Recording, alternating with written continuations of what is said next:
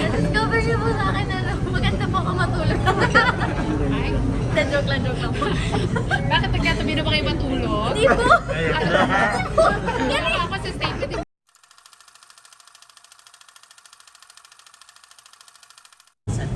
Bakit kailangan panoorin talaga itong pelikula niyo? Well, yun nga po. I feel like one of our goals is ipakita po ang beauty ng Philippines na hindi nyo na po kailangan umalis ng Pilipinas to witness or see sceneries like that. Kaya ipinakita nga po sa film. And of course, one of the things that stick out to me po is yung pag nagsasalita po kayo, may usap po na lumalabas. And na-experience ko po yun sa ato. And of course, there's a lot of lessons po na mapupulot nyo dito sa movie. Ako naman, for me, kasi hindi lang po ito pang Gen Z na movie.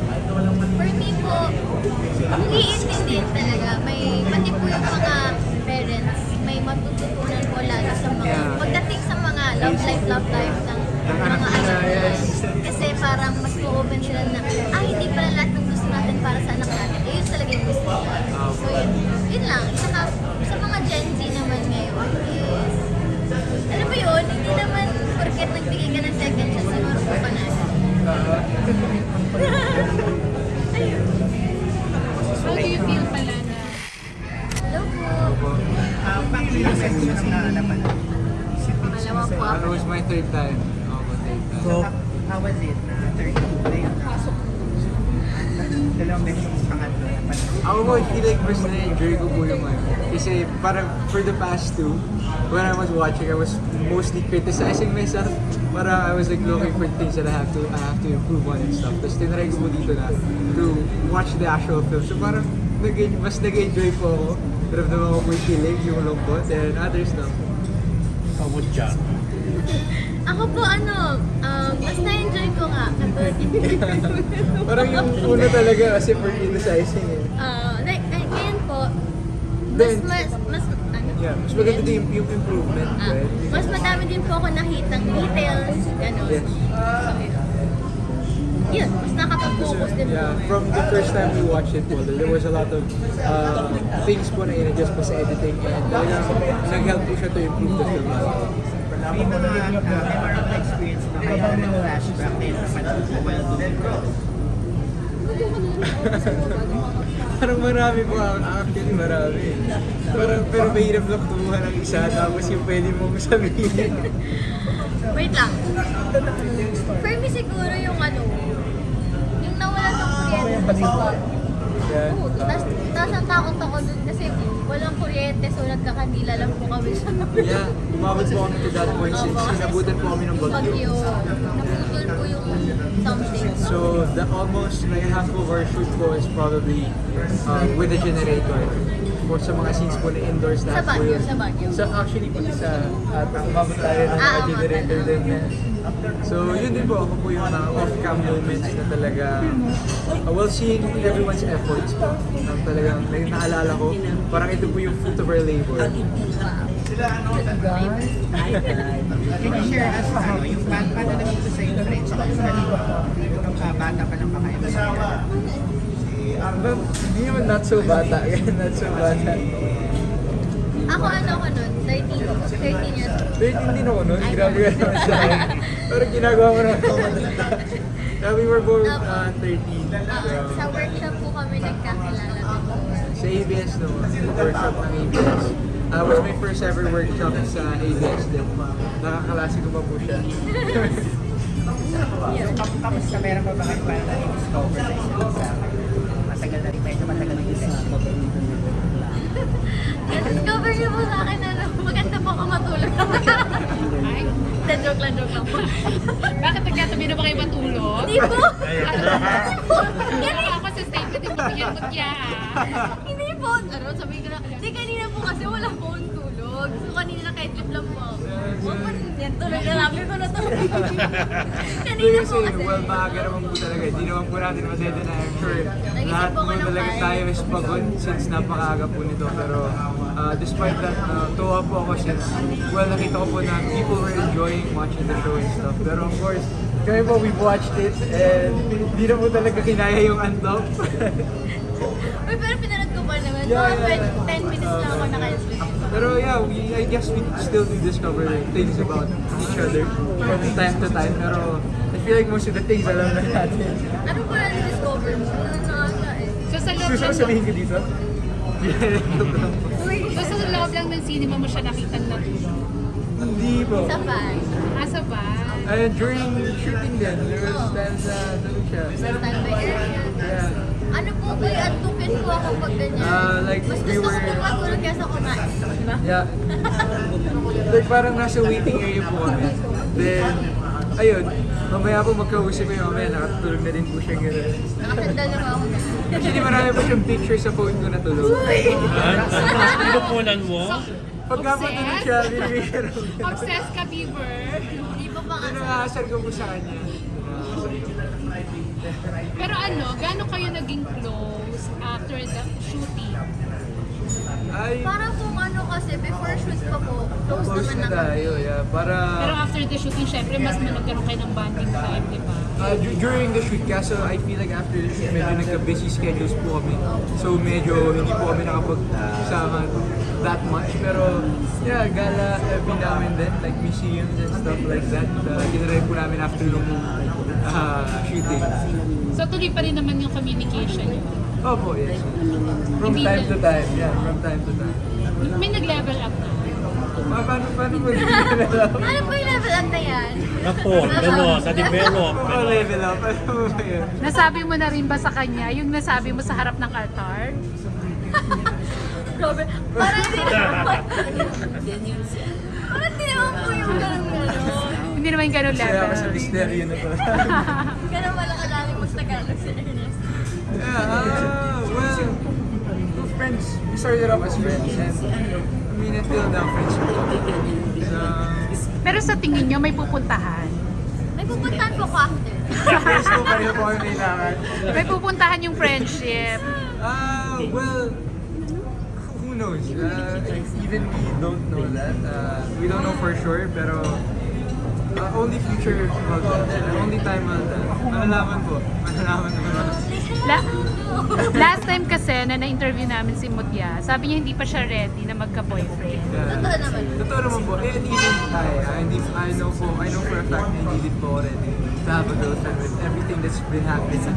I'm sure na both of us want to focus on our careers.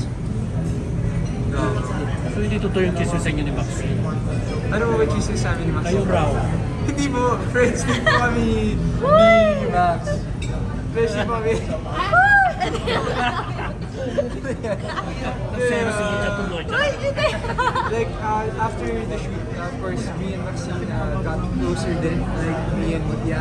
And I feel like, siguro dun po yung misunderstanding na baka may something kami since, well, we've gotten closer na hindi naman po kami ganun before. And well, kami pong dalawa ni Mutya since before, we've been close and very public to the media na friends kami. So I feel like dun po na yung misunderstanding. So si Mutya pwedeng ligawan ng iba, si Bieber pwede rin manig sa iba. Ganun ba yun? Well, parang wala naman po kami karapatan to tell each other. Opo. Opo, hindi naman You po know? yun. Yeah. Hindi na private na. Yeah. So hindi ka magsiselas, Mutya, kapag may ibang galing kay Bieber. Ba't naman po? Hindi kasi po personally din po ako, hindi po ako talaga sila. Ito ba? Hindi, joke lang po. Uy, alam mo, hindi po. Hatsit pa to. Joke lang po, joke. Hindi talaga ako selosa. Sobrang understanding. Uy, alam mo, Opo. She's very understanding, yes. Totoo po yan. Eh ikaw, Bieber, kung may ibang malig kay Mutya, ibang mandiga, hindi ka ba manghihinay? Pag-isipan ko po muna. Charot. Baliw. Hindi po. Well, yun nga po. Friends naman po talaga kami. I feel like yung happiness po of each other is something na matutuwa kami. Like, meron po Susuportahan nagpapasaya po sa namin kanya. yung We support each other sa happiness na magkakaroon po kami. Mucha, medyo nanibago kay Bieber because of yung buhok niya. Ikaw nakita mo na siyang ganyan. Anong mas gusto mo? Yung dati Ngayon niya ko nga, madalas na kanina ko nga lang po nakita. Nanibago kanina. ba? Nung shooting, nakaganon din. There's some cases po. Like after shower, bagsak na po yung Oo. buhok. Anong mas gusto mo? Yung buhok niya sa church. Yung na sir? Totoo ba? Yeah. Breath up. Yung may Yung normal jacket hair mo yun. style, yeah. Opo. Press mo na. Oh, Ang press mo doon. Kasi parang ang Sa clean ating- kasi nun eh, ang clean Yeah. look. yung mahaba-haba tulog ko nun. Rest day ata tayo. Buhok yung pinag-uusapan, be. Bakit pala wala kayong kissing scene doon sa church? Bawal sa, pa. ano ba? Bakit hindi Bawal tayo? pa. Bawal pa. Yeah, bawal pa po. I think we both want to like reserve the first kiss for like a special occasion maybe or something like that. I don't know. So ano, dapat off cam, hindi on cam.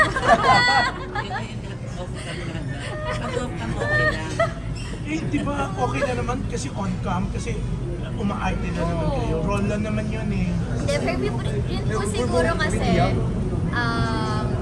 personally, first movie ko rin po ito. So, ayoko naman po mabigla yung mga tao. So, yun lang din po. Nag-a-adjust lang po.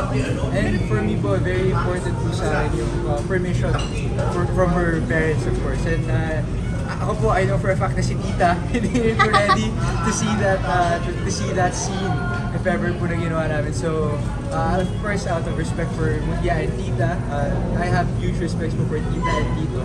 Of course, hindi ko po ginawa. Pero 18 na si Mutya, di ba? Yes. Yes. Hindi mo inisip kayo ni Direk na ipagpaalam sa mom niya? Well, Para mas may kilig. Parang alam pinagpaalam naman namin kay Tita eh. Para si Derek pinagpaalam po ata kay Tita, pero hindi po Bakit ata hindi ko alam yun? Hindi po ata sinugot ni Tita. Then actually, nung ginagawa po namin yun, hinila po ako ni Derek sa gilid. Sabi Beaver, sabi, ituloy mo na, huwag mo nang sabihin na gagawin mo. Sabi mo sa akin ni Derek. So, bakit Pero pa di rin mo po sinunod ginawa. si Derek? At hindi mo sinunod. Of course nga po, as I've said, yung respeto ko po kay Tita and kay Tito, it didn't let me do it. Parang ganun po. So plus points yun, Mutya. Siyempre, may favor. Then actually, natuwa po ako sinabi ko. Siyempre, respect. Oh. Saka kilala po kasi niya ako. Yeah, very important to respect to, I think, any relationship. Pero dumadalo ba si Beaver sa bahay? Kasi friends naman kayo, di ba? Ano po, nung may nakalimutan ko siya. Yun lang. Opo, yun po. Tama, yeah. Pag may nakalimutan ko. Gaano kadalas yung may nakalimutan? Minsan lang naman. Minsan lang po. Minsan lang, yeah. Oo, pero kasi yung tono mo kasi parang Then of course po, like pagka kompleto kami group of friends, nandun, yeah, di ba? Nung birthday ko yun, nag-gather po kami sa house nila na spend some time together with our friends and stuff. Yeah. Eh, ikaw nakapunta ka na sa kanila. Yeah. Nag-celebrate kayo before the New Year. Celebrate sa New Year sa amin sa Nevesia. Yeah, and kaso kasi nung birthday mo, I had scheduled. So, ang nangyari po, I was in Manila. Ang alam niyo po, hindi na ako uuwi eh. Ang alam niyo po, hindi po birthday niya. So, ang ginawa ko po was, I had like something to do nung gabi. So, ang ginawa ko po, umuwi po ako nung umaga to surprise her sa birthday niya. Then, bumalik din po ako to Manila to work. kasi po gusto ko mag-celebrate dun sa may Tinggalan. Tinggalan. Dapat po mag-haik ako noon. Kaso hindi natuloy kasi yung ulan mo. Hindi ko po malalabas na yun. No, I was looking forward to that thing to spend time with her sa Tinggalan. Kasi mga po, I have work, I was committed to it, so I had to go there. So, puro mga friendly, ano lang yun napupuntahan nyo, gatherings. Never pa kayong nag-date na kayong dalawa lang. Wala po. Wala po. Gusto mo yung tawa ko parang... Hindi, wala po. Bawal pa rin. Parang hindi naman na siguro bawal, pero it's hard. Parang Sa totoo lang po, hindi ko po masasagot yan kasi hindi ko pa nagtatry kay mami. Wala pa naman nagtatry magpaalam. ako po sa parents ko, hindi naman po ako bawal to court someone. Pero of course, it's my decision na I haven't gone to the extent of courting someone. Saka pag nagkikita po kami, friendly friendly labas. Ready labas, gala lang, to catch up with a friend, parang gano'n.